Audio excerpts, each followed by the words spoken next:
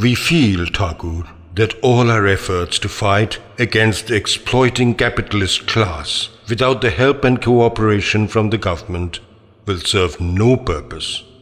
As much as we may try, the mischief makers escape punishment because they are highly resourceful. Is it not a bounden duty of the government to intervene and make remedial measures? I think the government is trying their best to save the situation. To achieve success within a reasonable time frame, it is necessary for the affected people also to participate in the campaign for redress. The government is doing much, I feel. It has kept in check the market trend of price rise. Now it is your turn to do something positive, instead of idling away your time by unfounded accusations against the government. You are not underage minors. You should understand the gravity of your duty. I'm a practical man. I prefer practical work. What's the use of garrulous talk and accusations against the administration? There's nothing heroic in that sort of thing. Try to find the way out for the solution of problems facing you. Cultivate the spirit of self-help for your own benefit. Don't disregard the Vedic lessons which are very dear to my heart. I have been constantly urging you all to be creative and constructive. If you do not make the best use of the advice or prescription lying with you, nobody can help you. Are you not inviting your own undoing? I am afraid you will face disaster and death by remaining dull and unmindful of your assigned tasks. Even now, there is time to get up and resolve. I have given sufficient clues how to go ahead on the way of Vedic sermons. What was the pattern of administrative policy of the country during the Vedic period? Was there any instance of political agitation or revolutionary uprising as we find happening today? We would like to know this in some detail from you. As you are eager to know from me, I too feel always ready to communicate all that I know. Only thing I have to take into consideration is the usefulness of whatever I would like to say. I have no hesitation or objection to giving you my input to you. For your information, I have to face problems for my open speech. In spite of that, I will tell you whatever I feel is beneficial to you if you listen for future action as much as possible. But don't be only silent listeners and forget whatever I say in no time. The hereditary flow of life is continuing from time immemorial. The sun, the moon, our global earth, all are continuing without any break or stop. However, many other elements change or disappear in the course of time and fall out from our memory. A part of the history of the times of the original Vedas has been sustained even now. And in reply to your question, I shall now tell you the principles and the process of governance of the country at that time. The holy Vedas had their divine origin, rooted in the elemental nature. Those were not made or created by man. So the Vedic lessons direct us to offer selfless service for the benefit of all others in the society without discrimination, just as the sun, the moon, the vast sky and other planets are offering service in their own way to all without any reservation. Social life in the Vedic period was based on the same principles. Policy and principle regarding politics, religion, social life were common and the same, irrespective of man-made differences of caste, creed, class, etc. Equality of all was the core concept providing guidelines of judicious and effective administration and common good. However, in the course of time, many other branches of knowledge and practical lines of work came out of the core concept. Yet, the original spirit of high morality was retained for the benefit of people at large.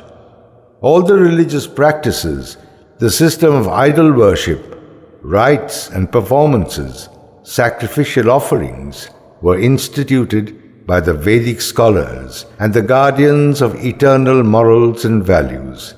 Those were spiritually regarded as inviolable and applied for good administration and public welfare. The system continues even today, with some variations, according to the change of social life and habits, even though there were some extra mundane trends of thought and imagination. By and large, all the systems were instituted for man's progress towards spiritual attainment. The objective behind the system of deity worship, sacrificial offerings, and other formalities of religious rites were prescribed by the guardians and upholders of Vedic dictums and policy guidelines. Those were accepted and observed by the faithful in the society because of their underlying truth and transparency.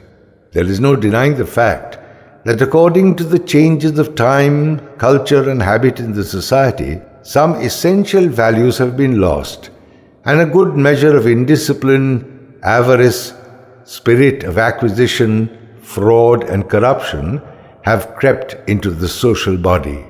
Unfortunately, most of these trends are created, patronized, and encouraged by the self-interested groups for their material benefit by giving false interpretations of the Vedic treatises and guidelines.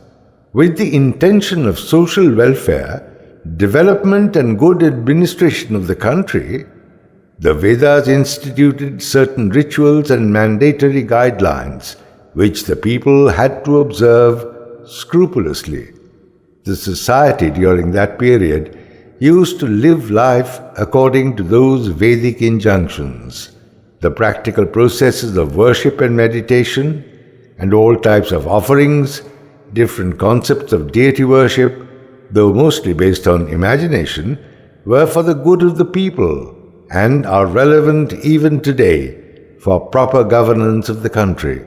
The replica of heavenly gods and goddesses used to carry some significance because they used to represent certain virtues, values, skill, courage, prowess, which they could make use of at the time of social turmoil.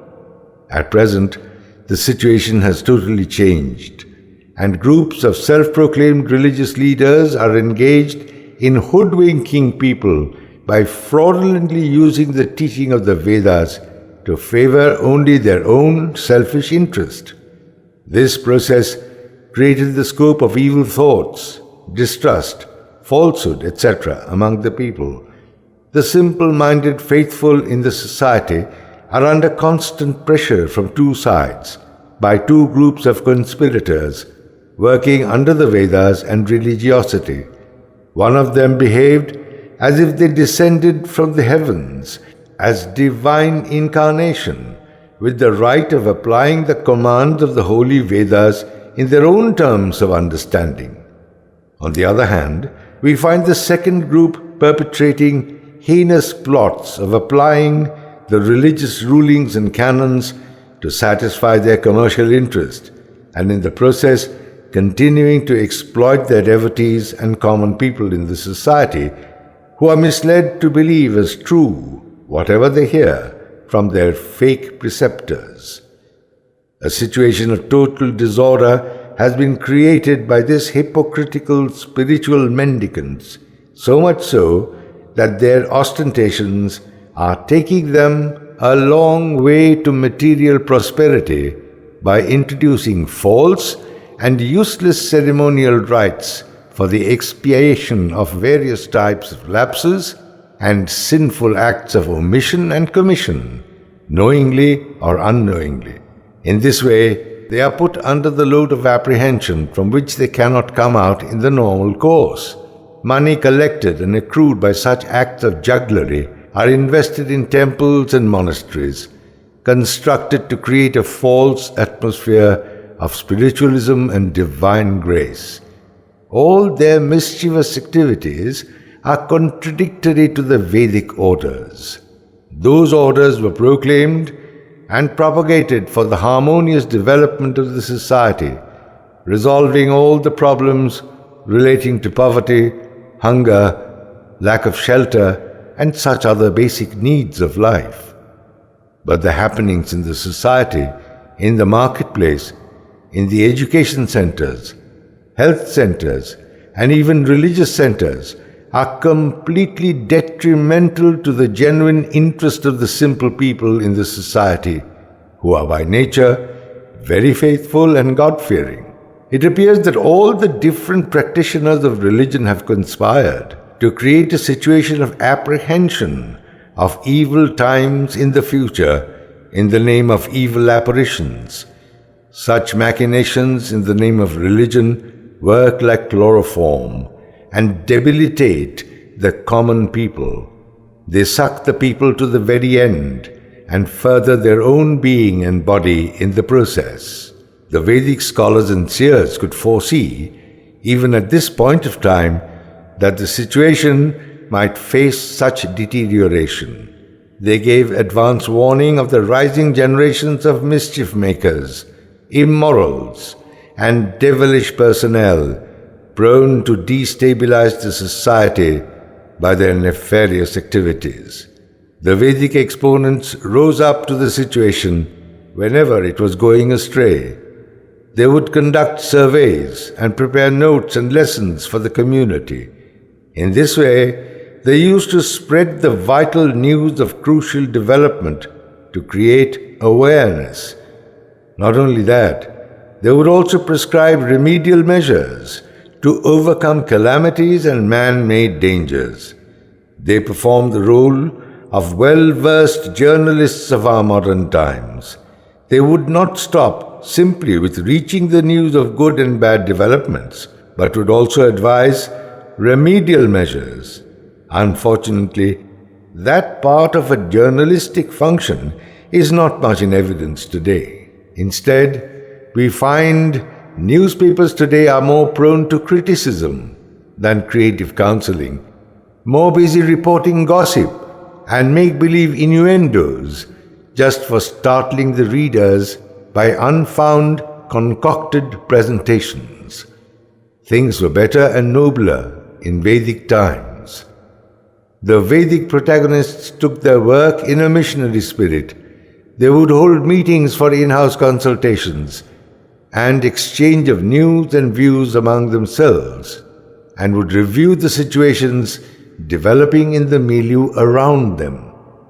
They would also prepare rules and regulations to be carried out by the community, resolve the growing social problems and disorders.